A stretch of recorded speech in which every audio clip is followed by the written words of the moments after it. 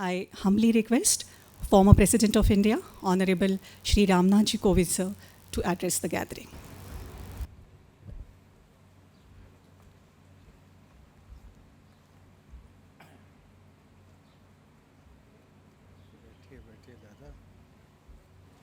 आज के कार्यक्रम में मुख्य रूप से उपस्थित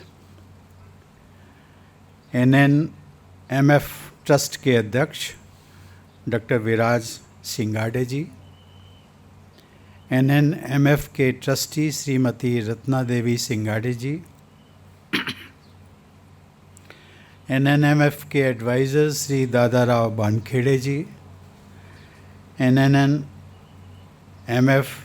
ट्रस्ट की उपाध्यक्ष डॉक्टर रश्मि सिंगाड़े जी और यहाँ उपस्थित सभी गणमान्य अतिथिगण, देवियों और सज्जनों, जैसा कि हम सब लोग जानते हैं कि नागाई नारायण जी मेमोरियल फाउंडेशन, जिसको शॉर्ट में हम लोग NNMF कहते हैं, और children orthopaedic care institute Nagpur द्वारा पिछले 16 वर्षों से विकलांग बच्चों के लिए की जा रही अविश्वसनीय और निस्वार्थ सेवा को देखकर और इस प्रांगण में आकर आज मुझे बहुत खुशी हो रही है।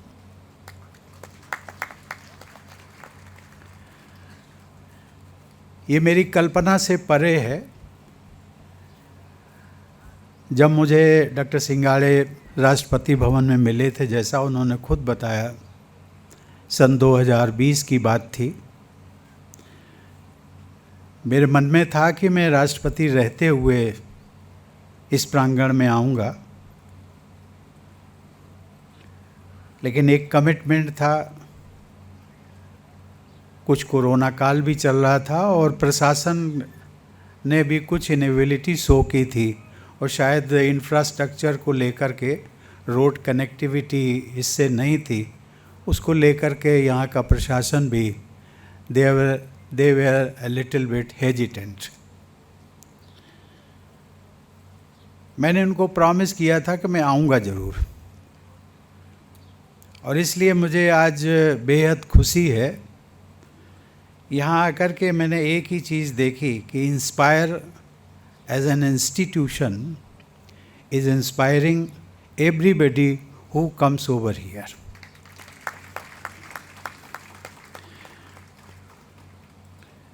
And you all gentlemen and ladies are the source of inspiration.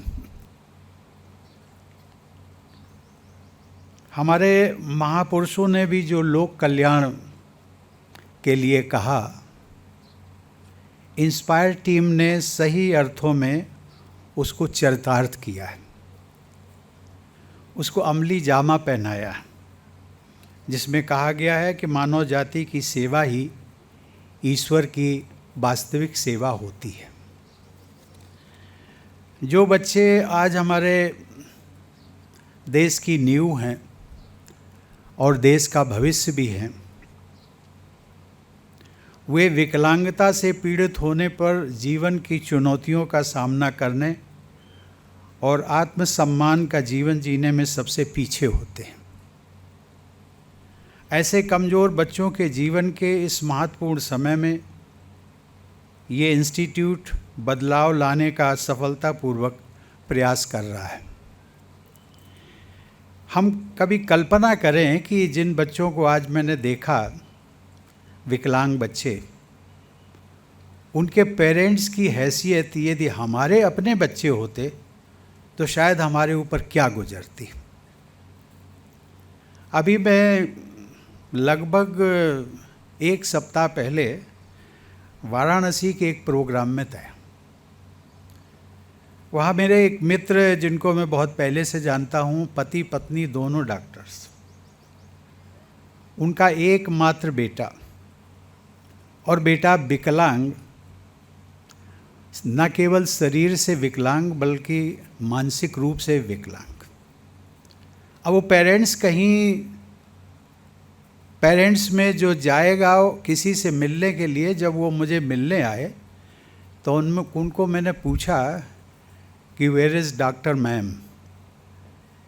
तो उन्होंने अपनी स्टोरी बताई और उन्होंने कहा कि हम दोनों में से किसी भी फंक्शन में जाते हैं, किसी से मिलने जाते हैं, किसी प्रोग्राम में जाते हैं, तो दोनों में से पहले तो हम अवॉइड करते हैं, और यदि जाना हमारी बहुत मजबूरी होती है तो मैं जाता हूँ या डॉक्टर मैम जाती हैं, हम दोनों में से केवल एक जाता है। वो मुझे कुछ समय के लिए, वो मेरे लिए भी बहुत इमोशनल पल थे, और मैं सोच रहा था कि डॉक्टर्स होते हुए भी क्यों हुआ उसमें मैं नहीं जानना चाहता। लेकिन इस प्रकार के न केवल देश में बल्कि विश्व में भी, जिसकी अभी एक डॉक्यूमेंट्री दिखाई गई थी, उससे हमें पता लगता है। लेकिन आप अपने को अगर हिंदुस्तान तक सीमित रखें, लाखों लाखों बच्चे इस प्रकार की कैटेगरी में आते हैं। और यद्यपि हम सब लोग जानते हैं कि हमारी भावना, हमारी कल्पना, हमारे सदग्रंथों में हमारे महापुरुषों ने एक ही मंत्र दिया है, सर्वे भवन्तु सुखिनः सर्वे सन्तु निरामया।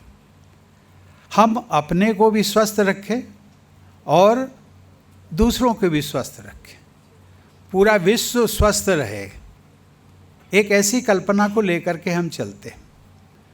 और उसके लिए बहुत ज़रूरी है, कभी कभी हम लोग जो सभी स्वस्थ हैं तन से और मन से, ऐसा हम सोचते हैं कि कोई बीमार है तो ठीक होना होगा, हो जाएगा, विकलांग है तो हो जाएगा, ठीक होगा, होना होगा। उस पर हम कई प्रकार की हमारे जो भ्रांतियां हैं उनको भी सोचने लगते हैं कि ये उसका पूर्ण जन्म का संस्कार है, ये है, वो है, तमाम बातें, उनमें मैं नहीं जाना चाहता। लेकिन मैं एक चीज़ स्पष्ट कहना चाहता हूँ कि हम लोग जो स्वस्थ हैं, ये हम सब लोगों का ना दायित्व, केवल दायित्व है दूसरों को स्वस्थ रखना, दूसरों के स्वास्थ्य की चिंता करना, बल्कि ये हम सब, इसी में हम सबकी भलाई है।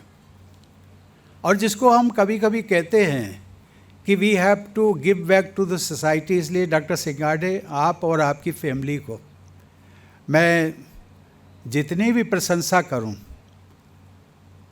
Hats off to you.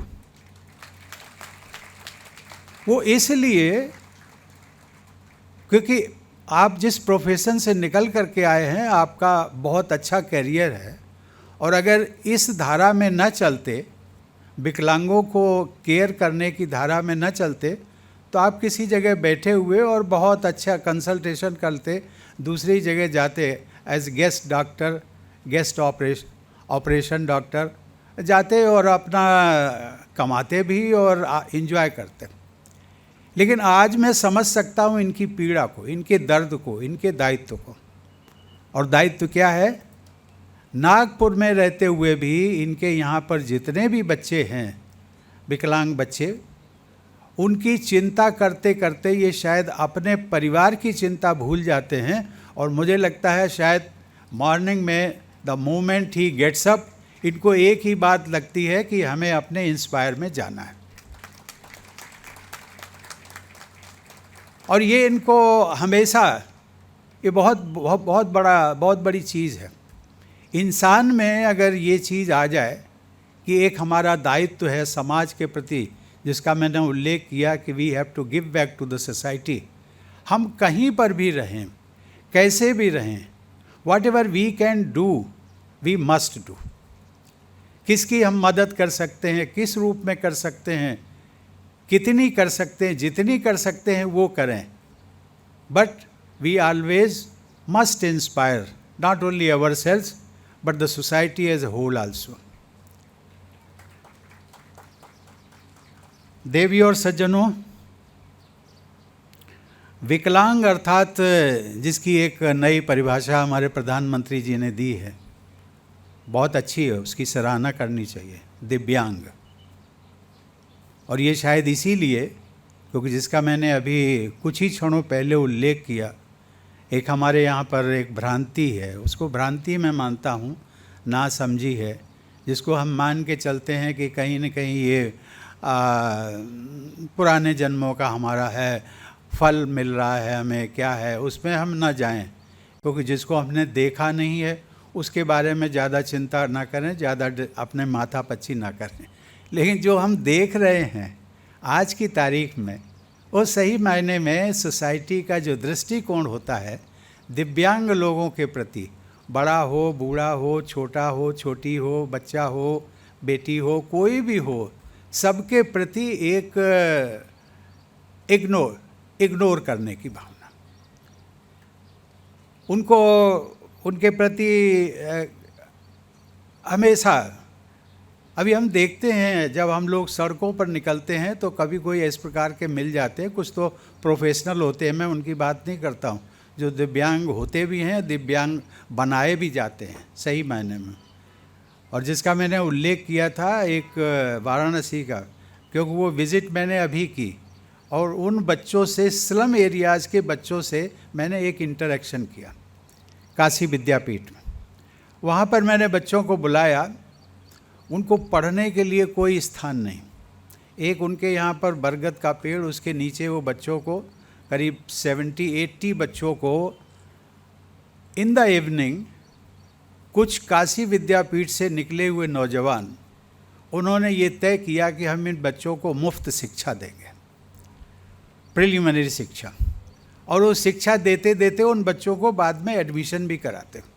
ये मैंने जो बात कही है कि कुछ विकलांग बनाए भी जाते हैं, उस समय मुझे बताया गया कि इन कुछ बच्चों ऐसे हैं जिनके कि पेरेंट्स उनको इंसिस्ट करते हैं, बेटा हो या बेटी, कि आप शाम को घर तब आइएगा जब आपकी जेब में 100 रुपया होना चाहिए। ये मिनिमम राशि मैंने बताई, मतलब एक इस प्रकार का। और वो बच्चे कैसे कमाएंगे? मांग करके, भीख मांग करके।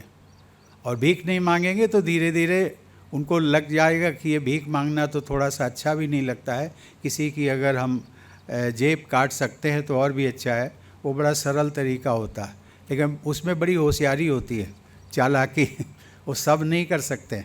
लेकिन ये मैंने बात का उल्लेख इसलिए किया कि वो बच्चों को विकलांग बनाते हैं, लेकिन इन एनी वे वो जो सब लोग ईमानदारी से नौजवान हमारे काम कर रहे हैं, वो भी वही चीज़ है, give back to the society.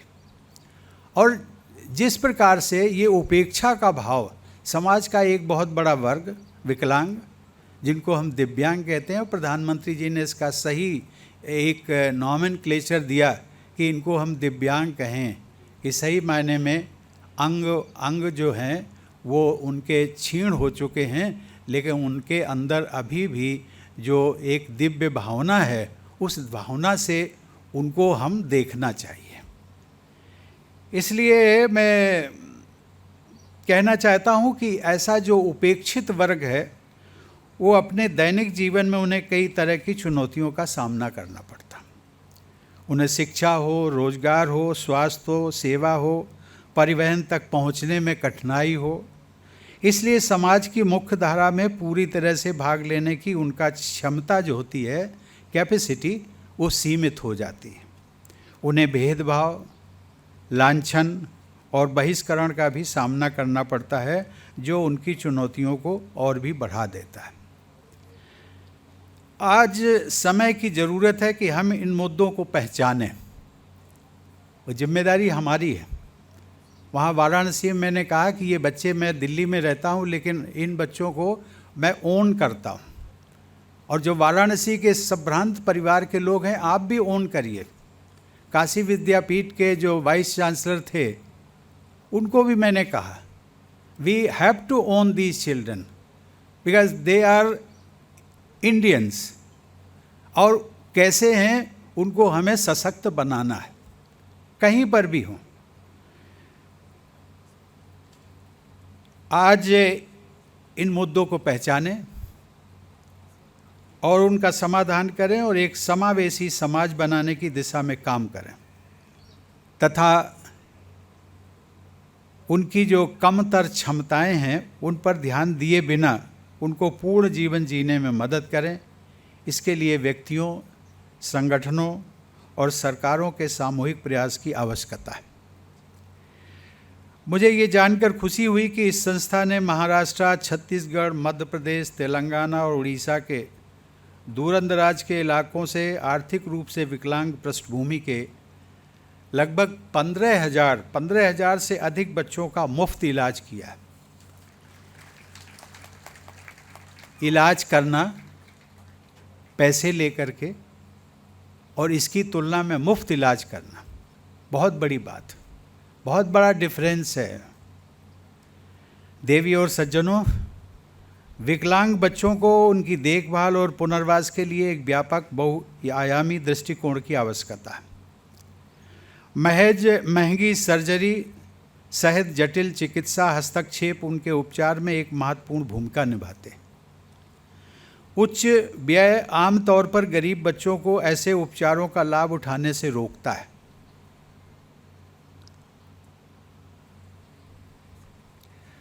इस गंभीर बैकग्राउंड में डॉक्टर विराज सिंगाडे और उनके डॉक्टरों की टीम ने हजारों बच्चों के लिए निःशुल्क जटिल सर्जरी और विस्तृत प्रक्रियाएं करके बिना थके काम करते हुए मानव उत्कृष्टता के उच्चतम स्तर को प्रदर्शित किया है। ऐसे निस्वार्थ प्रयासों के लिए डॉक्टर विराज सिंगाडे की जितनी प्रशंसा की जाए वो कम है। मुझे इसके अतिरिक्त ये भी जानकर खुशी हुई कि डॉक्टर विराज सिंगाडे और उनकी टीम ने कई नई और सफल सर्जिकल प्रक्रियाओं का आविष्कार किया है। इससे न केवल आज के डॉक्टर बल्कि आने वाली पीढ़ी के डॉक्टरों के लिए भी वे प्रेरणास्पद हैं। मुझे बताया गया है कि देखभाल करने की प्रक्रिया में एक समग्र दृष्टिकोण शामिल होता है। डॉक्टरों की टीम सर्जिकल प्रक्रियाओं के बाद की प्रगति और पुनर्वास पर बारीकी से नज़र रखते हैं। इस बात पर जोर दिया जाता है कि उन्हें पूर्ण पुनर्वास की सुविधा भी साथ में मिले। यह और कुछ नहीं बल्कि इंस्पायर की अवधारणा का एकीकरण है, जो स्वर्गीय UN सिंगाडे, श्री दादाराव वानखेड़े और नागाई नारायण जी मेमोरियल फाउंडेशन के ट्रस्टियों का एक ड्रीम प्रोजेक्ट रहा है। सर्जरी के बाद इन बच्चों को लंबे समय तक फिजियोथेरेपी और ऑर्थोटिक उपकरणों की आवश्यकता होती ताकि विकृति की पुनरावृत्ति न हो। आवश्यक ऑर्थोटिक उपकरणों को अनुकूलित किया जाता है। उन्हें हाथ पैर के आकार के अनुसार निर्मित करने की आवश्यकता होती है और वे हर बच्चे के लिए अलग अलग होते हैं। ये ऑर्थोटिक उपकरण काफ़ी महंगे भी होते हैं क्योंकि इन्हें अनुकूलित किया जाता है। इंस्पायर टीम इन अनुकूलित उपकरणों का निर्माण कर रही है और इन बच्चों को बहुत कम कीमत या मुफ्त में उपलब्ध करा रही है। ये और भी सराहनीय है। देवी और सज्जनों, मुझे यह जानकर प्रसन्नता हुई कि लगभग 4,000 विकलांग बच्चों को ऑर्थोटिक उपकरण प्राप्त कराए गए। 10,000 से अधिक विकलांग बच्चों को व्यापक चिकित्सा सहायता प्राप्त हुई है, जिसमें फिजियोथेरेपी, व्यावसायिक चिकित्सा, भाषण चिकित्सा जिसको हम स्पीच थेरेपी कहते हैं, अति विशिष्ट डॉक्टरों द्वारा मनोवैज्ञानिक परामर्श शामिल है। मुझे ये जानकर खुशी हुई कि इंस्पायर इन पेशेंट रिहेबिलिटेशन की नई अवधारणा लेकर आया, जहां माता पिता और उनके बच्चे लंबे समय तक यहाँ रहते हैं। उन्हें होम थेरेपी कार्यक्रमों के लिए प्रशिक्षित किया जाता है। जब ये बच्चे यहाँ रहते हैं तो उन्हें सुलभ मनोरंजन, पार्क और खेल परिसर, उपचारात्मक शिक्षा और व्यावसायिक प्रशिक्षण का लाभ भी मिलता है। बाधा मुक्त वातावरण के साथ एक छत के नीचे ये सभी सुविधाएं एम्पायर को भारत में एक अनूठी परियोजना बनाती है। भारत रत्न डॉक्टर BR अम्बेडकर ने हमें संविधान और समानता के सिद्धांत दिए। इंस्पायर सचमुच में विकलांग व्यक्तियों के लिए समानता लाने का एक प्रयास कर रहा है। हजारों विकलांग बच्चों के चेहरे पर मुस्कान लाना और उन्हें एक छत के नीचे बाधा मुक्त वातावरण और सभी सुविधाएं प्रदान करना समानता का एक सच्चा और अनूठा उदाहरण है। हमारे देश में बीमार लोग प्रायः डॉक्टर्स को, वैद्य व चिकित्सक सभी को भगवान मानते हैं, और हम सब भी जानते हैं कि जहाँ भगवान रहते हैं उसे मंदिर कहते हैं। इस प्रकार इस अस्पताल में काम करने वाले डॉक्टर व पैरामेडिकल स्टाफ किसी भगवान से कम नहीं है। आप सब विकलांग बच्चों व अन्य प्रकार के रोगियों को न केवल इलाज करते हैं बल्कि सही मायने में एक तंदुरुस्त व निरोगी देश का निर्माण कर रहे हैं। मुझे बताया गया है कि आने वाले वर्षों में इंस्पायर के परिसर में विकलांग बच्चों के लिए एक बड़ा अस्पताल होगा। आप सब इसी प्रकार विकलांग बच्चों की सेवा करते रहें, यही मेरी शुभकामना है। और आप सबसे भी अनुरोध है कि आप इसी प्रकार इंस्पायर को इंस्पायर करते रहिए। धन्यवाद। जय Hind.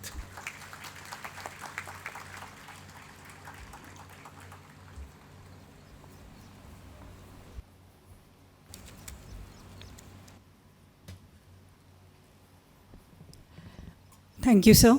Thank you so much for those kind words, sharing your personal experiences with other institute you have visited.